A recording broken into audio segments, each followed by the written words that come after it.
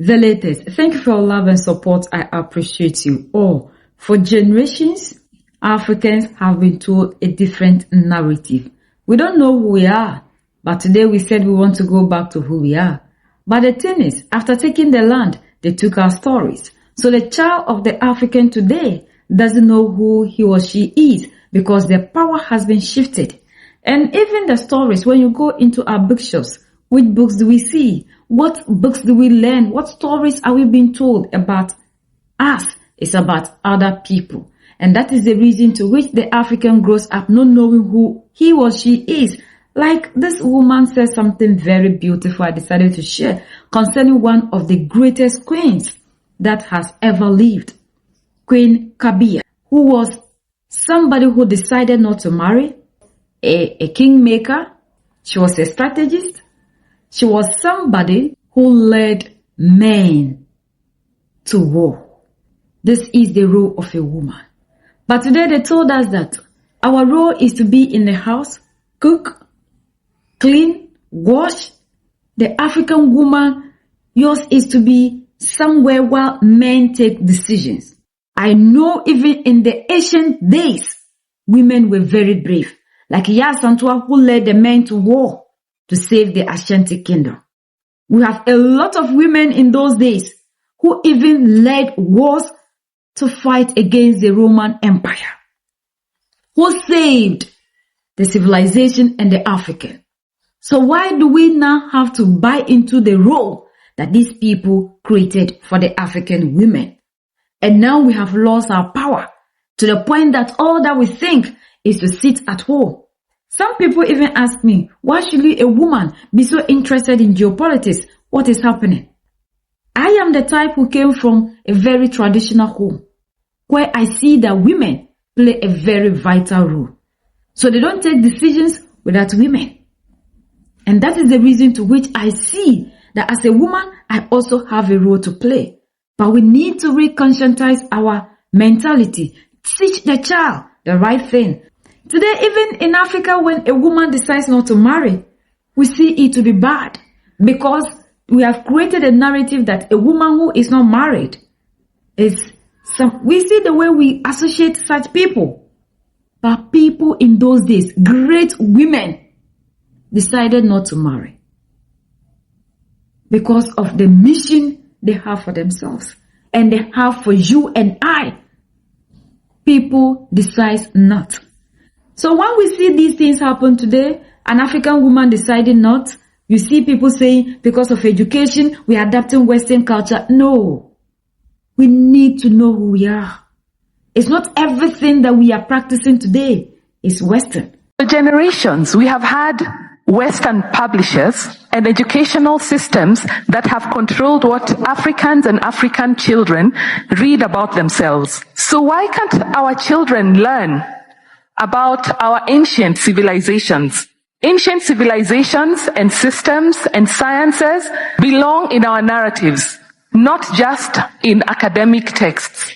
So if you go into any of our bookshops, you will find a lot of Western literature and very little of our homegrown stories. And the little homegrown stories we have to compete with what is considered marketable. So the stories that we do not tell are also a form of violence. So for instance, the short story that we just heard about Queen Kabai, we have had generations of African girls who grew up not knowing that there was a woman regent in the Zulu kingdom, a woman who chose not to get married, a woman who led a military faction, a kingmaker, and a strategist. That is a huge loss. They have no idea. And why is that? What happened to these stories? We have all heard about Shaka. And the people who told the story about Shaka tell stories about an insane murderer, out of control. The narrative of a woman who is a strategist, a kingmaker, complex political systems, that did not fit the narrative of those who tell the stories.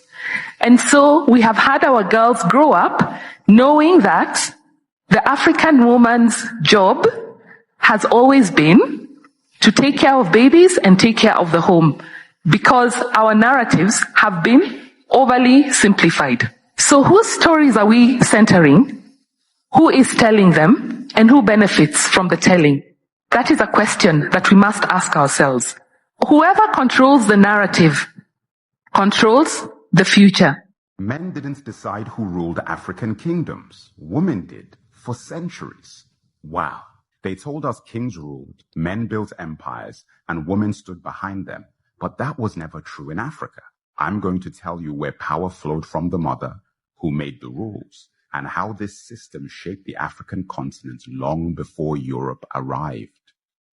Pay attention. Across ancient Africa, many kingdoms weren't patrilineal. They were matrilineal, where inheritance passed through the mother's line. In the Akan Empire, a king's son never became king. His sister's son did. In Congo and Zambia, the next ruler was chosen through the queen mother's bloodline. Among the Tuareg, women owned land, named the clan, and preserved the oral history. The crazy thing is this wasn't rare in Africa. And it wasn't just bloodlines, it was power. Queen Amina led armies. Queen Nzinga negotiated peace and war with empires. The Candaces of Kush ruled as sovereigns, sometimes leading while their sons fought beside them. What a Western world would call unusual, Africa called balance, where women didn't just raise kings, they birthed them. These were women who commanded armies, destroyed empires, and refused to bow. But how many of them did school ever teach you? Let's begin. 1. Queen Amanirenas, the woman who defied Rome. Leader of the kingdom of Kush, she marched 30,000 soldiers against Rome, forced Emperor Augustus into peace, and even after losing an eye in battle, she never surrendered. 2. Queen Nzinga, Angola's warrior diplomat. For 40 years she fought Portugal using guerrilla warfare and brilliant alliances. She died at 82, undefeated. 3. Queen Amina of Zazao, the conqueror. With 20,000 cavalry, she expanded her empire for 34 years. Amina didn't defend, she conquered. 4. Queen Candace of Meroe. She stopped Alexander the Great. When Alexander tried to invade Ethiopia, she faced him with war elephants. He turned back. Africa stopped the world's greatest conqueror. 5. Ya Asantewa, the warrior grandmother. At 60, she rallied the Ashanti Empire against Britain. If you men will not fight, we women will. 6. Queen Dihya, North Africa's unbreakable queen. She defeated the Umayyad Caliphate so badly their armies fled for 5 years. 7. Hatshepsut, Egypt's female pharaoh. She ruled for 22 years, building temples, expanding trade, and leading Egypt into a golden age. 8. Nefertiti, the queen who ruled as an equal. Often shown smashing enemies with a mace, she co-ruled Egypt with power and diplomacy. 9. Queen Moremi, the sacrificial heroine. She infiltrated enemy tribes to save her people, risking her life for her kingdom. 10. Queen Nandi, mother of the Zulu nation. Her discipline and leadership shaped Shaka Zulu and the rise of the Zulu Empire. 11. Queen Makeda, the Queen of Sheba. Known for wisdom and wealth, she tested King Solomon with riddles and ruled one of the richest kingdoms of her time. 12. The Dahomey Amazons, Africa's elite warriors. An all-female army, fearless and forbidden to marry, they fought European forces head-on. 13. Queen Muhumusa, Rwanda's lioness. She resisted German, Belgian, and British rule, inspiring spiritual rebellions. 14. Empress Menen Asfaw, Ethiopia's diplomatic powerhouse. She championed African self-determination long before the world listened. 15. Queen Nanny of Jamaica, the Maroon Warrior. An African queen in the Caribbean who led guerrilla war against the British, a national heroine. These queens ruled, they fought, they reshaped continents. But history tried to erase them. In 1899, a French army vanished in the forests of West Africa. They came to conquer. They left in shame. And the woman who defeated them, history tried to erase her. Her name was Sarraounia. She wasn't born into legend. She became it. Queen of a small animist kingdom surrounded by empires, Sarraounia wasn't just a ruler. She was a warrior, a priestess, a strategist. She trained with poisoned arrows. She mastered herbs, spells, and war. And when the French Empire came slicing across West Africa with guns and fire, she didn't bow. She prepared. The invaders were led by two men the world should have feared more. Paul Voulay and Julien Chanoine, French officers known for terror, mass murder, and burning whole towns to the ground. They'd marched across Africa without mercy, killing thousands, enslaving survivors, breaking kings. But in the dark green forest of Lugu, they met their first mistake. Sarraounia didn't fight like a king. She fought like a shadow. She let them enter her land, watched their movement, studied their rifles. Then she summoned the storm. It rained. Hard. The French gunpowder went wet, their rifles jammed, and then they heard the sound of drums. From the trees, spears flew. From the grass, warriors rose. From the dark, her people struck. For the first time, the invincible French army ran. They couldn't shoot. They couldn't see. They couldn't win. And Sarraounia, she stood in the mist, untouched. That day, she became the only African ruler to militarily defeat the French Voulay-Chanoine mission. Not with numbers. Not with firepower, with intelligence, with strategy, with courage. But here's the tragedy. Her story was almost buried, ignored in textbooks, lost in silence. Why? Because she was a woman, because she was animist, because colonizers don't celebrate the ones who beat them. But now, we remember, we speak her name, we raise her legend, and we say to the world, you tried to erase Sarraounia, but you couldn't. Follow for more real stories they tried to bury. Share this if you believe our heroes deserve their history back. So one thing we need to understand as Africans, people are telling narratives to suit themselves.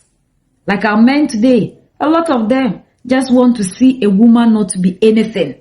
The way we treat women, we need to change. Because we believe that the African culture, a woman, your role is this. No, it's not every culture that is this way. And if your culture accepts that, that shouldn't mean that all Africans, for now we don't even know the true culture of ourselves. Because the things that we know, the women that were powerful, the power of the woman has been taken out. And today we are trained this way and ours is to cook, clean and do all that. Like, that is not who we are. That is not who we are. And our men, you need to understand that women are also very much important. Because when we are talking about the freedom, the liberation of the continent and the black race, women led wars and fought for the liberation for you and I. So why then should we sit today and see the African woman not to be anything? Our forefathers those days didn't look down upon women. They saw women to be their helpers. If a home will become successful, the man needs to play his role and you, the woman, must do same. So this narrative that men are now using that to benefit themselves because of how we think. Some men are so insecure and we believe that being a man is when a woman is down. No. You have your role. Women in Africa are not people whose duties are only to clean and cook for you, the man. Don't limit the African woman power. Let's not buy into the narrative of these people. If truly we want to know who our women are as African men, let's go back to history and stop believing in these narratives that are created by our peer groups. Just because it serves our interest, we buy into it and continue to be chasing after these narratives just to make us feel okay. No. We have more power than that. The African woman, our power. And you can see that people intentionally created this narrative not to make us powerful and not for us to remember how women led wars to defeat them. And we have our men who sit here and still buy into the narrative, claiming that when a woman even gains something, the woman becomes powerful and doesn't respect you, the man. You need to respect a woman and a woman has to respect you as well. We never have that. And I even read that those days, the ancient African women, queens were powerful than the men. And that was why they were leading wars. But because these people do not want us to know the power of us as women and how defeated the shame and the humiliation we cause them. They have to rewrite this story. And our men today who are even claiming they are Pan-Africans are buying into the narrative and still following it, making it look as if a woman has to be in the kitchen because you feel insecure. When we do that, we can never liberate this continent. Let's not pick things that favor us and work with it.